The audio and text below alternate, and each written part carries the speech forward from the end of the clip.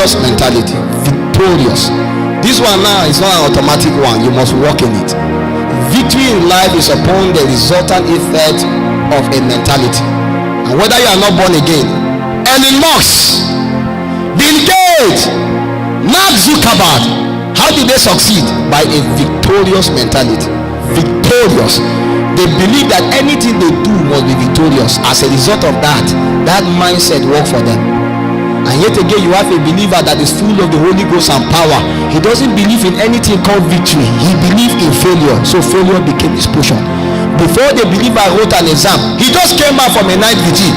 But as they are going back home, he said, Kai, I have exam tomorrow. But Kai, hey, teacher Abdul Karim, that teacher Abdul Karim, he teaches physics 111. Kai, everybody in that department is failing that course. I don't even know I'm going to survive in that course. Me too. It's as if I will fail. Maybe I will come and write in next year. While another Hausa man say, the Hausa man is swearing and swearing and swearing that no matter how it is, even if they say that lie, he will still pass it. Another person may be an atheist, he may just come out from club and party. Say, me I never jack, but I know say we go pass this course. Victorious mentality. You are about to start business, you open a shop, you say, who will buy all these things? Who will buy all these places? Who will buy? And nobody will buy it. Another person open it in the bush and he's seeing people tripping to that bush to come and buy. And suddenly you begin to see like a cloud begin to be full of rain, and one person come, two people come, three people come. It's a victorious mentality. Your mindset is a magnet that attracts your reality.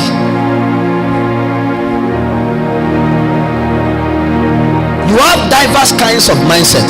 The same way you have three kinds of mindset, you have three kinds of mind. You have the conscious mind. The conscious mind is the mind that you are aware of now. This current thing that is going on here now. Some of you can count the number of people in this hall consciously. You can count the ladies, you can count the guys, you can count this and count that. That is conscious. What about beyond your consciousness? Can you count the other realities that are here? You can't. That's how it works. Apart from the conscious mind, what you are aware of, there is the subconscious mind. But before I take the subconscious mind, there is what we call the unconscious mind.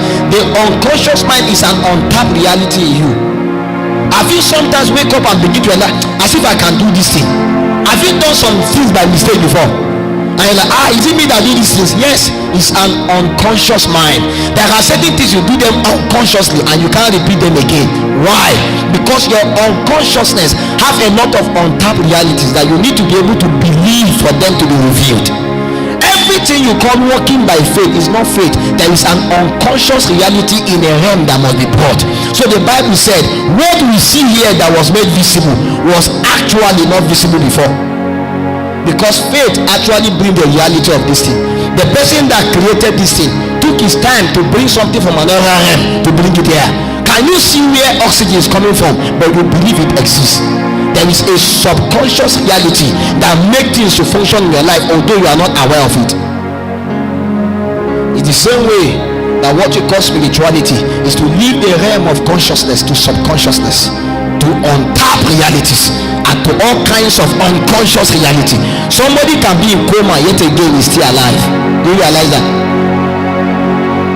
I remember when our beloved sister Eunice called me. Her mom was just in coma or something like that, and the mom don't even know what was going on with her. Everybody began to cry. You know, Eunice, I don't know, she cried in the spirit and crying here. She was just crying. I felt like running to the hospital that night. Early in the morning I went there. We prayed. Before you know, the mother revived. And when the mother revived, she asked me, what really happened here? She didn't know that they actually carried her and brought her here because she was in an unconscious reality. And yet again, she was not dead. There is an unconscious reality. When you fail in that reality, you fail in the conscious reality. Our consciousness is actually a resultant effect of our unconsciousness and our subconsciousness. Your subconscious reality is actually a transformed reality of your consciousness, and your untapped consciousness to become a reality of your subconsciousness. It's kind of hard for you to understand. Your subconsciousness is actually a reality that has now become dominant according to your belief system. So before Jesus Christ went to the cross, he had been prophesying, I will die, in consciousness, right? But I will rise in subconsciousness, in unconsciousness. Jesus Christ said, I will die, but after 3 days I will rise. He was trying to combine to them consciousness and unconsciousness so that he can get subconsciousness. So he was prophesying his resurrection, although he's talking about his death now.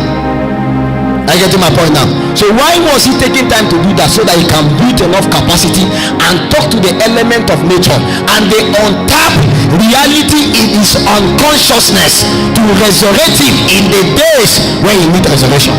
So he said, I will die, but I will rise. I will die. After 3 days, I will rise. No problem. In consciousness, truly he died. When he died, after 3 days, his unconsciousness and his subconscious reality has been programmed to begin to resonate. And suddenly, as after 3 days, when 3 days reach, everything cannot be normal in the subconscious and the unconscious realm. Have you ever wake up before you begin to think about money, and money must look for you? Have you wake up, you begin to think about something, and the thing just come? Have you wake up, you are thinking about your friend call you? Is a subconscious and an unconscious reality. You are provoking the friend. So the friend is in London, but it's like, I'm feeling like to call you now. You are not feeling. Somebody is provoking you in another realm of consciousness. This is how we gain things by faith. I have taught you the working of faith. You will not believe it. You will see me working it and you'll be amazed. The mind is the greatest talisman. Everything you call magic happen in the realm of the mind. Only those that can develop and build it sufficiently well can partake of it. Spirituality doesn't just exist in the heart, it exists in the mind. No wonder all these shamans, all kinds of secular extreme religion is the power of the mind. So a Muslim will wake up every day, curse be the sun, curse be the moon, and curse be all the ones that refuse to bow to our God. And every day you wake up at night, in the morning he's chanting. Early morning they chant, speak to the sun, speak to the moon. They are programming it to work in an unconscious reality. So when we wake up, we begin to see arrows that fly by day, pestilence that walk by noonday. Where do they come from? In a subconscious reality they are programmed. You must have a victorious mentality.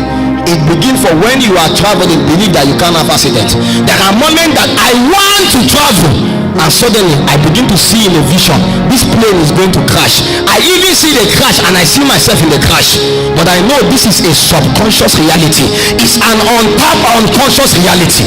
Sorry, it is an unconscious reality, but I need to change it in my subconscious reality, because you are a resultant effect of your subconscious reality.